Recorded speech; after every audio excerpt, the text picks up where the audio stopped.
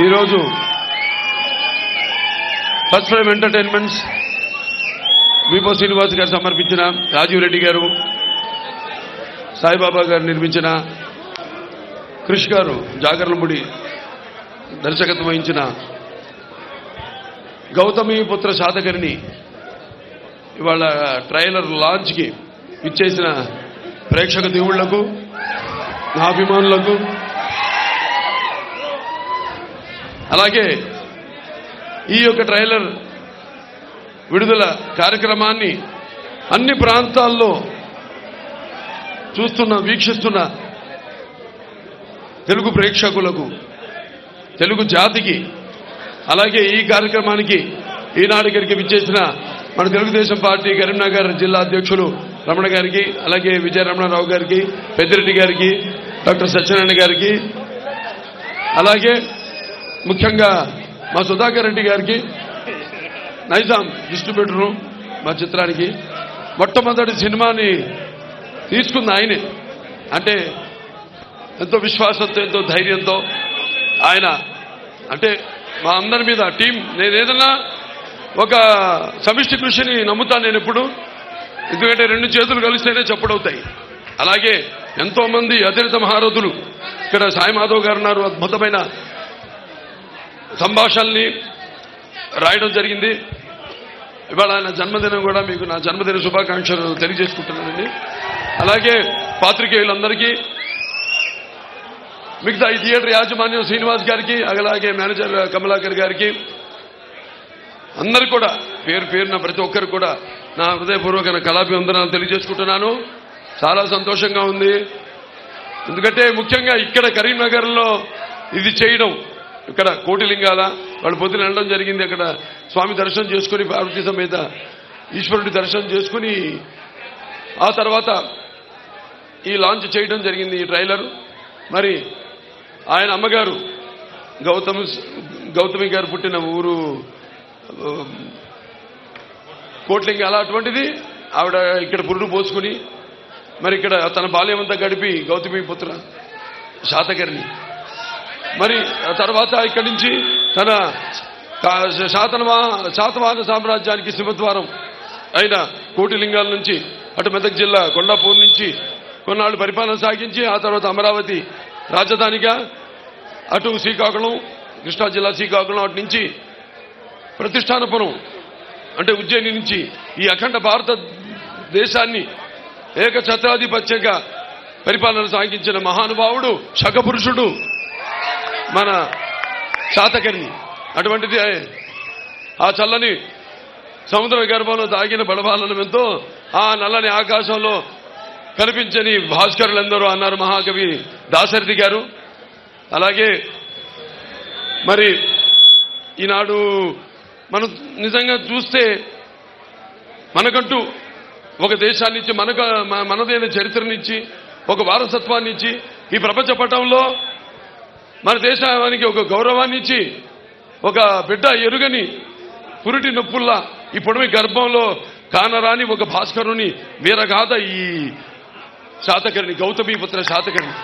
మరి ఒక తెలుగు బిడ్డగా, అలాగే ప్రపంచవ్యాప్తంగా తన వెన్నముక్క మీద తెలుగు జెండాని ఎగురవేసిన నందమూరి తారక రామారావు గారి వారసునిగా ఈ యొక్క కథని చాటి చెప్పడం నా ధర్మంగా భావించాను. అనుకోకుండా కాకతాళీయమో యాదృచ్ఛికమో మరి ఆనాడు నేను 99 సినిమాలు చేస్తున్నాను. నా 100వ సినిమా ఏం చేయాలా అని కథలు వింటున్నాను. కొన్ని నచ్చలేదు, కొన్ని నేను అనుకున్న రేంజ్కి, నేను అనుకున్న స్థాయికి, ఏదైతే మా ప్రేక్షకులు, నా అభిమానులు కోరుకునే స్థాయికి రాలేదు అని సతమతం అవుతున్న సమయంలో మరి కృష్ గారు రావడం, అంతకుముందు మాకు పెద్ద పరిచయం కూడా లేదు. మమ్మల్ని అందరినీ దేవుడే కలిపాడు. అది నేను ఎప్పుడు చెప్తుంటాను, ఎన్నో సందర్భాల్లో. అన్ని కాకతాళీయంగా యాదృచ్ఛికంగా జరుగుతుంటాయి నా జీవితంలో. అప్పుడు డాక్టర్ వేషం అంటే నిజంగా నేను అందరూ అంటుంటారు డాక్టర్ని అవుదామని, యాక్టర్ అయ్యానని. నేను అలా ఎప్పుడు అనుకోలేదు, యాక్టర్నే అవుదాం అనుకున్నాను. అటువంటి అప్పుడు మరి ఒక సినిమాలో ఓ డాక్టర్గా చేసినప్పుడు బసతారక ఇండో అమెరికన్ క్యాన్సర్ హాస్పిటల్కి చైర్మన్ అవ్వడం జరిగింది. అలాగే శ్రీరామరాజ్యం చేయడం, అటు ఒక లెజెండ్ సినిమా చేయడం, ఆ తర్వాత హిందూపూర్ శాసనసభ్యుడిగా నేను ఎన్నిక కావడము, అలాగే ఈ 100వ సినిమా ఏం చేయాలా అని నాలో నేను సతమతమవుతున్న సమయంలో రావడం, ఆ చిత్రాన్ని అడగడం, వెంటనే ఇక వెనక ఎందుకంటే చారిత్రాత్మకంగా ఆయన గురించి మన దురదృష్టం ఏంటంటే చాలా తక్కువ చరిత్ర ఉంది ఆయన గురించి. ఎందుకంటే అప్పటికి ఎప్పుడు శంఖపురుషుడు అన్నానంటే ఈ జంబూద్వీప కాలమాన పట్టికలో ఆయన ఎప్పుడైతే సింహాసనాన్ని అధిష్ఠించాడో అప్పుడే మనకి ఆ రోజే ఉగాది పండుగను మనం జరుపుకుంటాం. మన రాష్ట్రాల్లోనే కాదు, మన ఆంధ్ర తెలంగాణ రాష్ట్రాల్లోనే కాదు, యావత్ భారతదేశంలో మహారాష్ట్రలో గుడిపాడవ అని, అలాగే మణిపూర్లో, లేకపోతే విదేశాల్లో కూడా మారిషస్, బాలి దీవుల్లో కూడా ఈయన పేరు చెప్పుకునే శాతవాహన శకం అని చెప్పుకుని బయలుదేరుతారు. నాకు తెలిసింది మూడు శకాలు. ఒకటి శాలివాహన శకం, రెండోది స్వతంత్ర పోరాటం, మనకు స్వాతంత్రం సిద్ధించడం, మూడోది నాకు తెలిసింది ఎన్టీ రామారావు గారు రాజకీయాల్లోకి ప్రవేశించడం. మరి రామారావు గారు ఎన్నో మరి వెనకబడిన 9 మాసాలకే పార్టీ పెట్టి 9 మాసాలకే అధికారంలోకి వచ్చి మరి ఈ అధికారంలో ఉన్న పదవులకు దూరంగా ఉన్న బడుగు బలహీన వర్గాల వెనుకబడిన తరగతులు అలాగే మైనారిటీలందరూ కూడా చేయూతనిచ్చి వాళ్ళని అధికార పీఠం మీద కూర్చోబెట్టిన మహానుభావుడు నందమూరి తారక రామారావు గారు. మరి ఇక్కడ తెలంగాణ జిల్లా ఈ తెలంగాణ రాష్ట్రానికి వస్తే అప్పుడు ఉమ్మడి రాష్ట్రంగా ఉన్నప్పుడు ఆయన చేసిన ఎన్నో సంస్కరణలు, ఇక్కడ పోలీస్ పటేల్ పట్వారీ ఈ యొక్క వ్యవస్థను నిర్మూలించడం, మాండలిక వ్యవస్థను తీసుకురావడం, అలాగే 610 జియో దాని ద్వారా ఇక్కడ స్థానికులకి ఎక్కడ వాళ్ళకి అక్కడే ఉద్యోగాలు కల్పించే అవకాశం ఇవన్నీ కల్పించడం జరిగింది.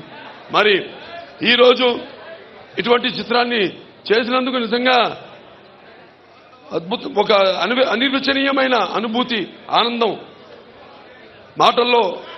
అంటే ఇప్పుడు మీరు చూసే ట్రైలరు, నేను కూడా ఇదే మొదటిసారి చూడటం ట్రైలర్ని. అందుకే నా ప్రేక్షక దేవుళ్ళ మధ్యలో కూర్చుని ఈ యొక్క ట్రైలర్ని చూద్దాం అని మరి నాన్నగారు ఆనాడు నిర్వచనం ఇచ్చారు. ప్రజాస్వామ్యానికి కొత్త నిర్వచనం ఇచ్చారు. అలాగే ప్రజల దేవుడు, సమాజం దేవాలయం, నేను అందులో అర్చకుండని. మరి ఆ మహానుభావులు ఎన్టీఆర్ అంటే అందరూ అనుకున్నట్టు కేవలం నందమూరి తారక రామారావు గారిని మాత్రమే అనుకోను. ఎన్నంటే నటనాలయం, ఆయన ఇల్లే ఒక నటనాలయం. అందులో ఆయన నటరాజ నరసింహుడు. టీ అంటే తార మండలంలోని తారక ధ్రువతారకుడు. ఆర్ అంటే రాజర్షి, రారాజు, రాజకీయ దురంధర యుగంధరుడు, రమణీయ రమ్య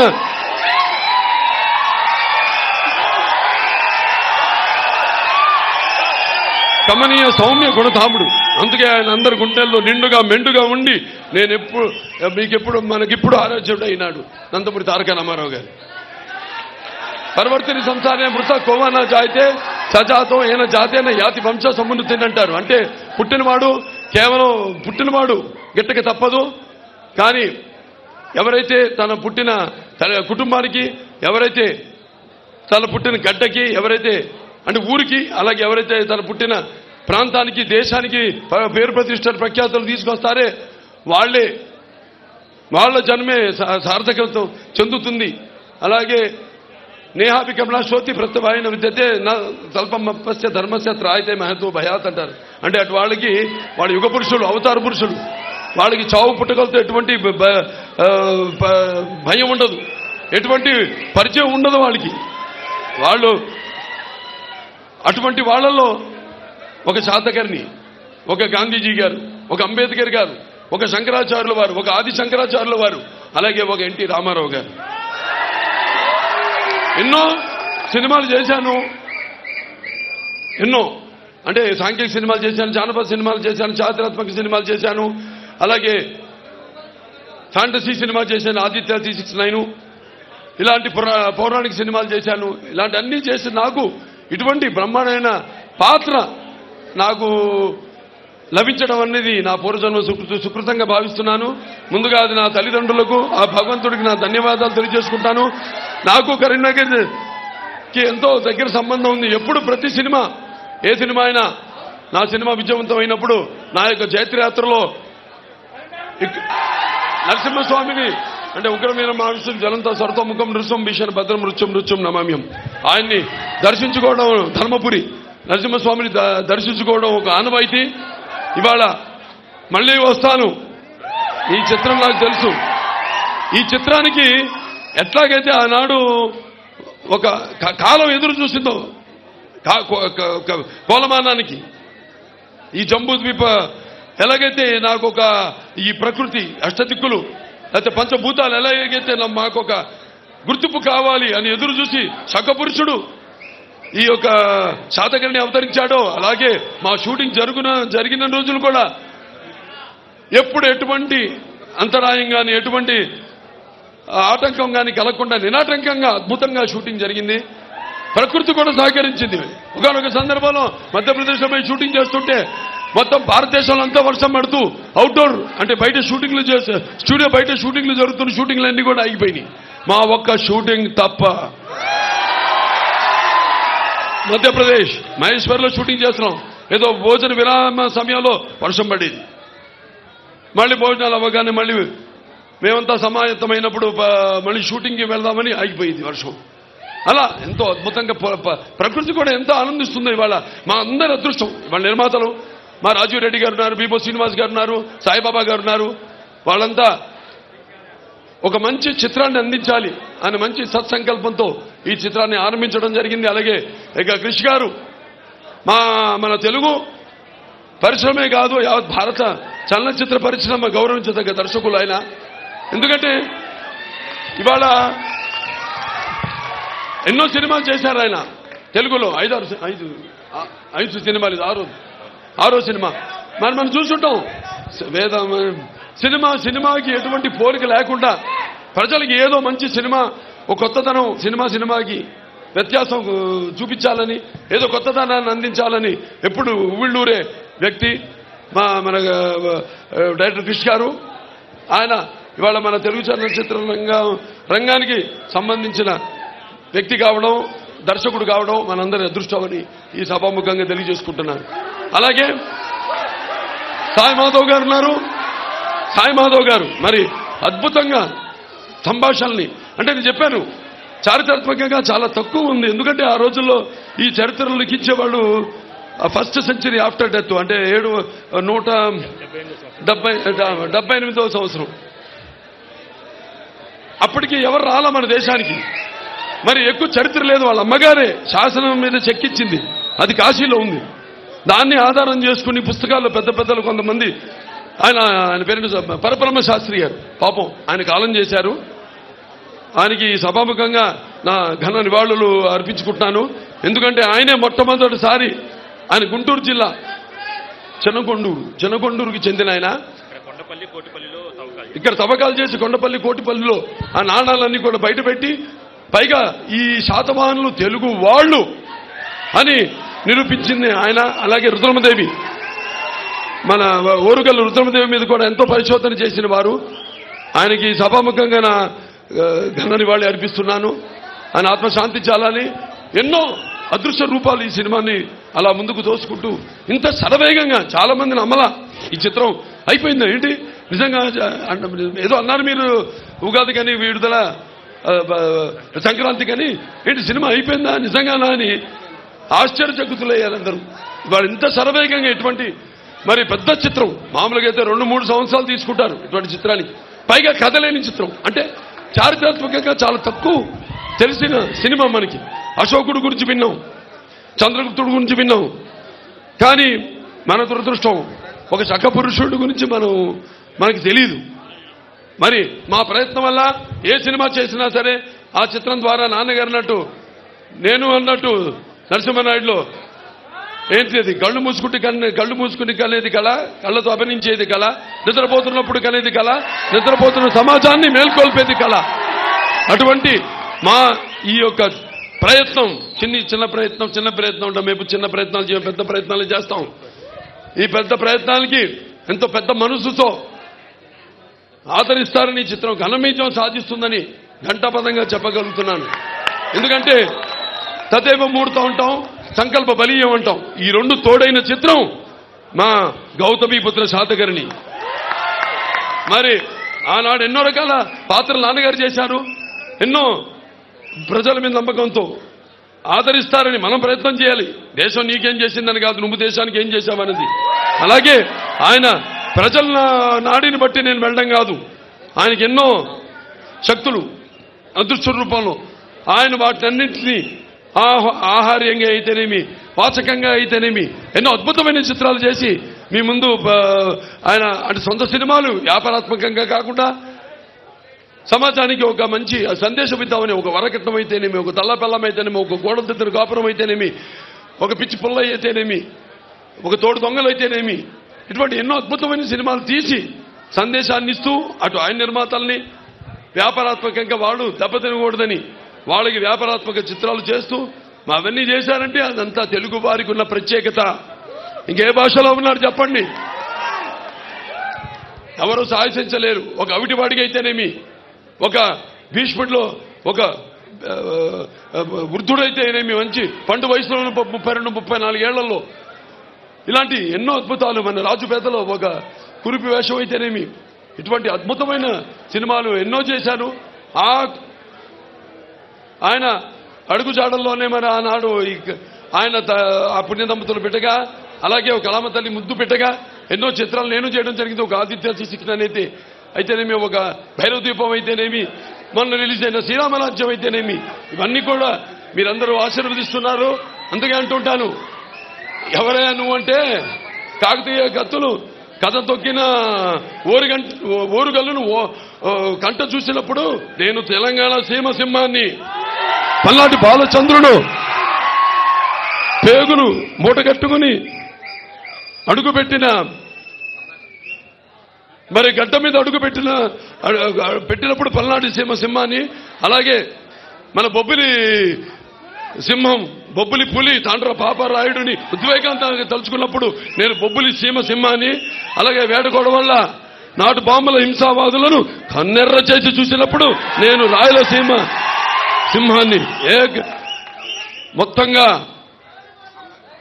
బసవరామ తారక పుత్ర నందమూరి బాలకృష్ణని, నాకున్న జ్ఞాన సంపదలలో బ్రాహ్మణుణ్ణి, ఐశ్వర్యంలో వైశ్యుడిని, మంచికి మాలని, మంచి చేతులు తిరిగే మాదిగని, కష్టాన్ని నమ్ముకున్న కమ్మరిని, కొమ్మరిని, కంసాలని, రాజుకుండి, నాయ బ్రాహ్మణుణ్ణి, కల్మషం లేని యాదవుణ్ణి, ఆపదలో ఆదుకుని వెలమని, వ్యక్తిత్వంలో రాజుని, అమ్మను మరిపించే కమ్మని, పౌరుషంలో రెడ్డిని, ముతబలలో కాపుని, అన్ని కులాలు ఆదరించే మీ బాలకృష్ణయ్యాని, ఇంకా మీరిస్తున్న ఈ విజయాలకి ఇంకా ఎంతెంతో రెట్టింపు ద్విగుణీకృతమైన ఉత్సాహంతో ఇక ముందు ఎంతో ఇంకా ఇంత అద్భుతమైన కలియకలతో నా ఒక్కడి వల్ల కాదు, నా నిర్మాతలు వారే నాకు ఎప్పుడు శ్రీరామరక్ష నిర్మాతలు. ఒక సినిమాలో పనిచేసే ప్రతి సాంకేతిక నిపుణుడు ఇవాళ ఈ సినిమా కెమెరామెన్ గురించి చెప్పుకోవాలి. బాబా గారికి ఎంతో అద్భుతంగా చూస్తున్నారు సినిమాల్లో. మన అద్భుతంగా ఇవాళ యావత్ మొత్తం మనం ఏ అంతర్జాతీయ సినిమాలు ఏవైతే చూస్తున్నామో మనం వాటికి తగ్గట్టుగా వాటికి లేదా వాటిని అధిగమించి కూడా ఎంతో అద్భుతంగా అన్ని రకాలుగా అన్ని హంగులతో ఈ సినిమా మీ ముందుకు రాబోతుంది. తప్పకుండా మీరందరూ ఈ చిత్రాన్ని ఆశీర్వదిస్తారని, అలాగే నా అభిమానులు ఉన్నారు, ఇంతకాలం నా నుండి ఏమి ఆశించకుండా మీరు చూపిస్తున్న అభిమానమే నాకు శ్రీరామరక్ష. ఎందుకంటే అభిమానం అనేది ఎటువంటి డబ్బుతో కొనేది కాదు, ఎటువంటి ప్రలోభాలకి లొంగేది కాదు. కాబట్టి అటువంటి విలువైన అభిమానాన్ని ఇంతమంది అభిమానులు పొందడం అంటే అది మీకు నాకు ఏ రుణానుబంధమో, ఏ పూర్వజన్మ సుకృతమో, ఏ విడదీయలేని అనుబంధమో కదా అని నాకు అనిపిస్తూ ఉంటుంది. నా అభిమానులు ఎప్పుడూ ఆదర్శంగా నేను చేస్తున్న ప్రతి కార్యక్రమానికి కూడా, మంచి కార్యక్రమాలకి మీరు కూడా ఆదర్శంగా మిగతా అభిమానులకి మీరంతా ఎంతగానో మంచి సంక్షేమ కార్యక్రమాలు చేపడుతున్నారు. చేపట్టి ఇంకా ముందు ఈ యొక్క వారసత్వాన్ని ముందుకు తీసుకెళ్లాలని కోరుకుంటూ మరొకసారి ఈ సభాముఖంగా మా నిర్మాతలు వాళ్ళందరూ కూడా ప్రయత్నం చేసినందుకు వాళ్ళకి నా అభినందనలు తెలియజేసుకుంటూ, నూతన నిర్మాణమైన భారత రాజ్యాంగాన్ని పరదేశీయుల నెతృత్వ ప్రక్షాళన చేద్దాం. దొరికిన వాళ్ళను తురుముదాం, దొరకని వాళ్ళని తరుముదాం. ఏది ఏమైనా దేశం మీసం తిప్పుదాం. అంగ కళింగ కదంబ కలబర కోసల కుంతల కొంకణ విదర్భ అవంతి అనూప అబీర అపరాంత కుకుర అకర అసక అస్మిక మునక మాలవ మహిష మగధ చేర చోట్య పాండ్య సౌరాష్ట్ర సహితంగా ఒకే ప్రాంతం ఒకే రాజ్యంగా మొత్తం ఈ భారతదేశాన్ని పరిపాలించిన మన గౌతమిపుత్ర శాతకర్ణి గారికి మనమందరం కూడా ముఖ్యంగా ఈ కోటిలింగాలకి చరిత్ర ఎంతో రుణపడి ఉంది. ఎందుకంటే ఎప్పుడైతే ఆయన పేగును తల్లి పేగు కోశారో ఒక భారతదేశానికి ఒక జన్మనిచ్చింది.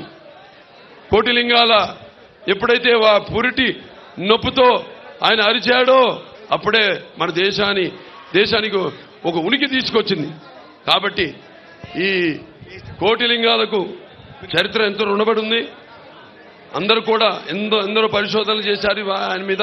వాళ్ళందరికీ నా అభినందనలు కృతజ్ఞతలు తెలియజేసుకుంటూ మరొకసారి ఈ కార్యక్రమాన్ని ఇంత ఘన విజయం చేయడానికి చేసిన ప్రేక్షక దేవుళ్లకు, నా అభిమానులకు, కరీంనగర్ ఈ యొక్క పట్టణ పుర ప్రముఖులకు, పాత్రికేయులకు, పోలీస్ సిబ్బందికి అందరూ కూడా నా కృతజ్ఞతలు తెలియజేసుకుంటూ నేను సెలవు తీసుకుంటున్నాను.